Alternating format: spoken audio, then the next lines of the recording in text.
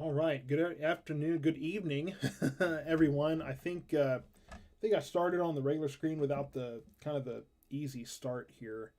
One second.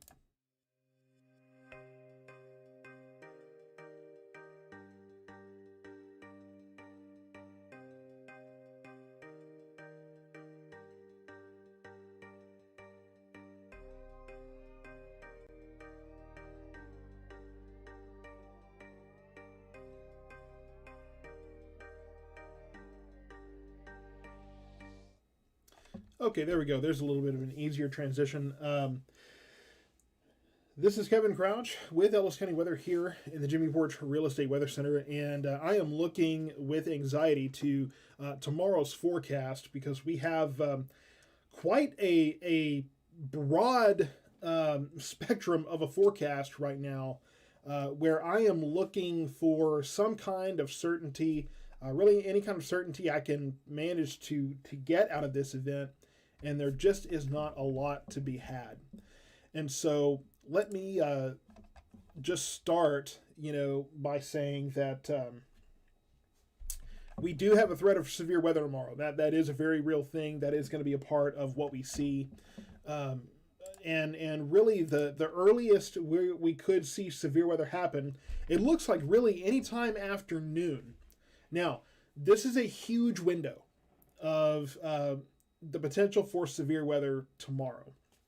I mean, most places are talking, let me throw these lights on. You can barely see me. I am not very well prepared. I had to work late tonight, so this is a lot of kind of off-the-cuff stuff. There we go. I'm a little brighter now.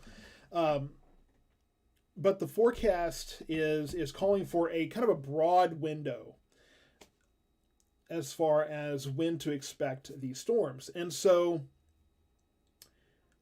my concern at the moment is that I'm not able to give you a very narrow forecast. Basically, I can tell you between noon and 6 p.m. is kind of the window that we're looking at as far as when severe weather is going to hit. The other thing, too, is that a lot of days when we're expecting severe weather, we'll expect a dry line or a cold front or something like that will be the focus of severe weather development. So that makes it easier to give a timeline, because I can say, the dry line is going to be here, storms are going to develop here, they'll move east, that sort of thing. So it really it's a little bit different right now, because the forecast that we're looking at, the warm front will move north overnight tonight, early tomorrow morning. And what's going to happen is once we're in that warm sector, we'll be in unstable, warm, humid air, which is just an absolute breeding ground for severe storms. So that's kind of what we're going to be dealing with during the afternoon tomorrow. So it's really hard to give you a specific time to watch. So the other challenge is that I do work full time. I do have a day job. And so when it comes down to it, I have other commitments that I have to work through and arrange and take care of throughout the day. And this is really hitting earlier than I'm usually prepared for. Here in North Texas, we usually have storms from 5 p.m. on, right? It's very rare that we have such an early event. But unfortunately, the placement of the warm front and the placement of the dry line gives us a very broad opportunity for severe storms tomorrow. The third thing that really has me on edge is the fact that we do have a very decent chance of seeing at least a few tornadoes. Now, I can't say if they're going to be in Ellis County. It's very possible that the storms that do actually produce tornadoes could be few and far between. They could be a little bit more spaced out. So when it comes down to it, it's very possible that we could see throughout the whole day, we could see 3 or 4 tornado warnings across all of North Texas, which doesn't seem like a lot, but the confidence is higher that we could see a few tornadoes happen in these storms. again, we may not see a tornado warning at all. We could see, it's very real, really possible that we could see one in Weatherford, one in Mexia, and one in Silver Springs, right? I mean, it could be very widely spaced, but we don't know. Mother Nature has her own rules, and we have no control over any of them. So we have to be aware of what's happening tomorrow, and I need everyone to be watching very closely. Matt will be working to keep you guys updated, even if I can't.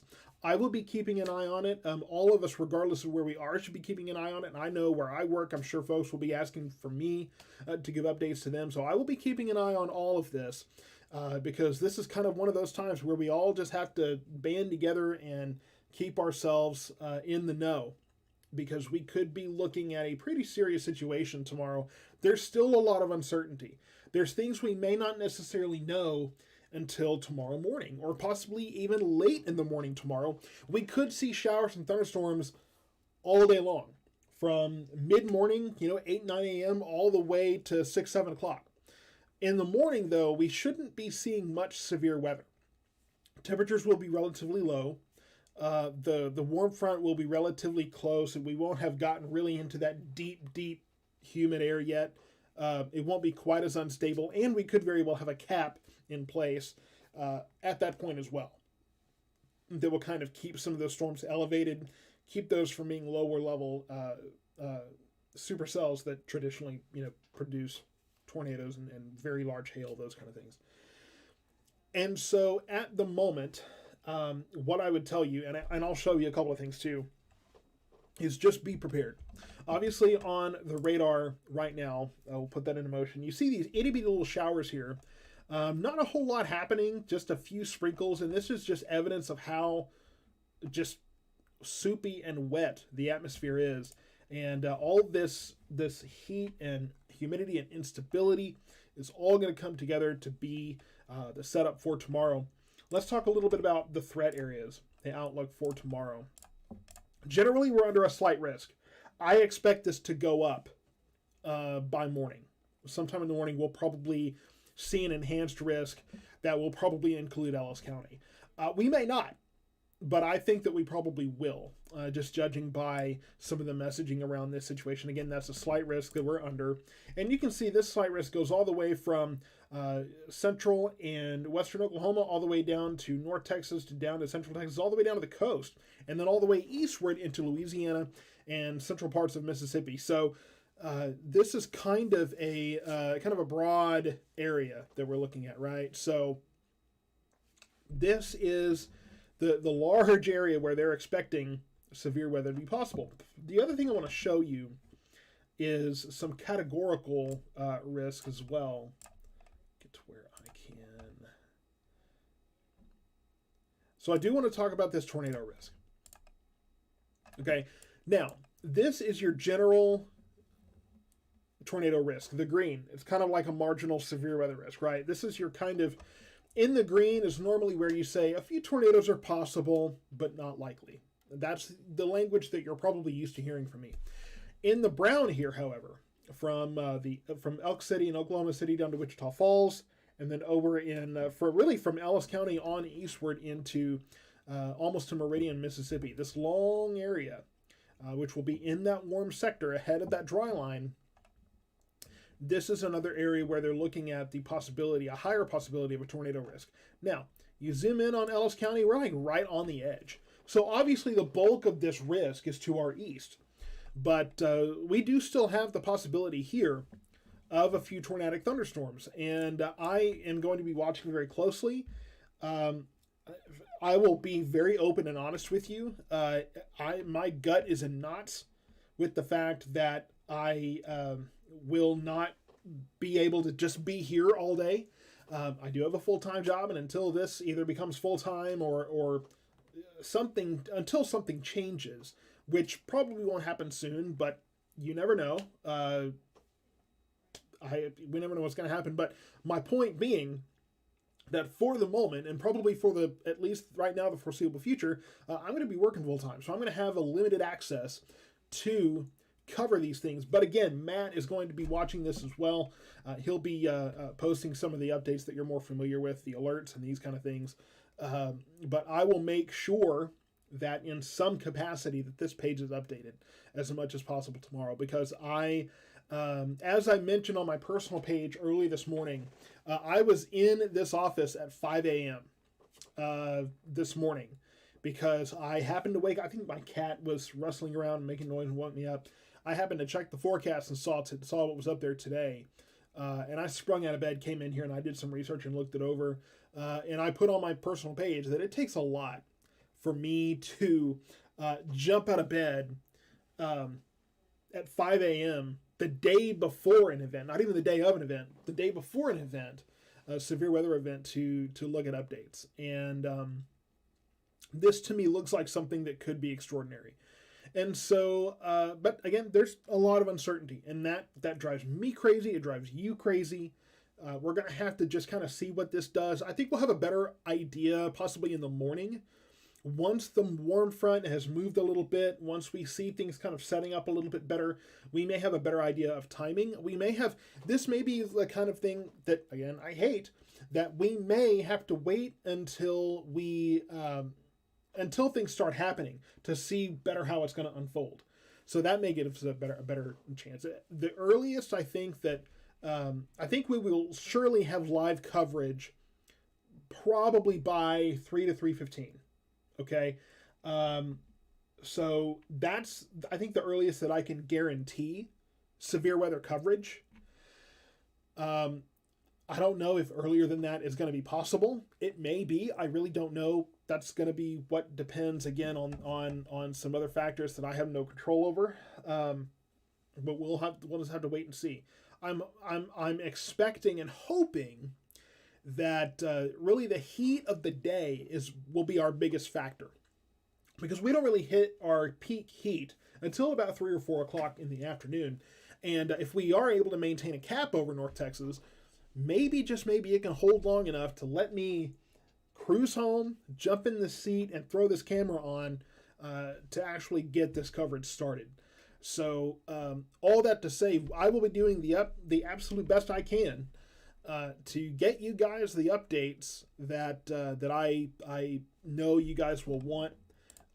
This is a work in progress, and this is always going to be something that I have a passion for. It's going to be something that I know is a priority, not only to me, but to the community. We've got 21,000 people that follow this page. And I don't know how many people have told me through messages and in person that this is all you watch. So the pressure's on me to do this right. So I'm going to do the absolute best I can to get this right for you in whatever regard I can. So I will be doing my best to be flexible and be here as much as possible. This is the season, man. This is when things happen, and this is when we have to be ready. So I will do my best to be as prepared for you as possible. Again, just one more, let me just kind of do an overview for you of what's coming up tomorrow, especially for those that may have just been joining in. Anywhere between noon and 6 p.m. is probably the best opportunity we have for severe weather tomorrow. My gut says that we will probably push that back to 1 to maybe, hopefully, 3 o'clock. So I think it's possible that we could very well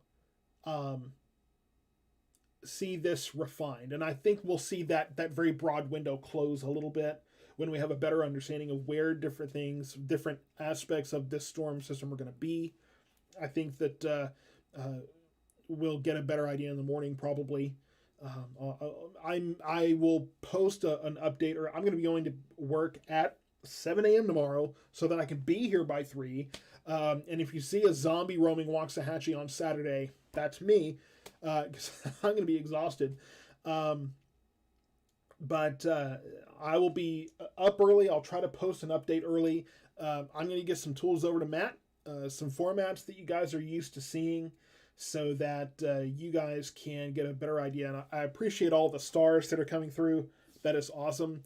I think Matt may be able to put up some other ways to donate. I know some people don't like to donate through Facebook because you don't feel too comfortable putting your payment information on Facebook, and I totally understand that. We have other ways, and I'm sure that we can get those posted for you. But I do appreciate the donations. That helps me to get the equipment. That helps me. Well, it helps two ways. It helps get the equipment that powers this, and it helps get the coffee that powers me. So, hey, two kinds of support there. But throughout the day tomorrow, I think we'll get better ideas of timing and those kind of things. Right now, there are different models that say very different things. Very hard to know exactly what's going to happen or what to expect tomorrow. But regardless of any of that, I will bring updates as possible tomorrow. Hopefully tomorrow through... And okay, Jennifer's saying the Facebook payment goes through Apple ID. Okay, well then that's cool. So I guess if you have an Apple phone, you have that option. I'm not sure how it works through Android or anything like that, but Apple ID, you can do the payments through there. But yeah, so I will be bringing updates throughout the day tomorrow.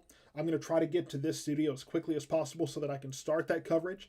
That again, an astounding 20,000. And when I don't usually do my own horn, but 21,000 people follow this page. A lot more than that watch these broadcasts. So two things I would do. One, say a prayer for me tomorrow and for this channel. Two, share this page tonight so that people are updated as much as possible tomorrow. Because tomorrow is going to be one of those days when there's a lot of different things happening. We're always busy in the spring. And it's going to be kind of hard for people to say, well, let me just plan this event around it because it's such a wide window. So let's make sure people are prepared tomorrow, that you guys are prepared tomorrow. Again, just to show you what I'm looking at here, what you're looking at here, this kind of brown area is where we are watching for a possible tornado risk. And this is East Texas and Louisiana and Mississippi. This is where all the storm spotters are going, right? Storm chasers. If there is a storm chaser in your town, you generally just want to keep yourself glued to the weather. And I know Reed Timmer is in East Texas right now, or at least headed that way. There's some other guys that are headed other places. So definitely keep updated tomorrow, or keep your eyes on everything. We'll keep everything updated tomorrow in one way or the other. Matt is committed to helping me do that. It's hard for me to trust really anybody, but Matt has shown that he is effective, and I can't thank him enough for all the help that he gives. And he recognizes, just like I do, that this is an important thing that keeps everyone safe. So I'm going to do the best I can tomorrow. Hang in there, hang tight. I will be updating this page as much as I can. We'll get through this together. But again, severe weather possible tomorrow, anytime afternoon and before 6, maybe 7, 8 o'clock if things happen to kind of hang around. The good news is it shouldn't be a late night. But the bad news is it's kind of an early day. And so just keep updated, keep tuned to this page, and we'll bring more updates as we can through the day tomorrow.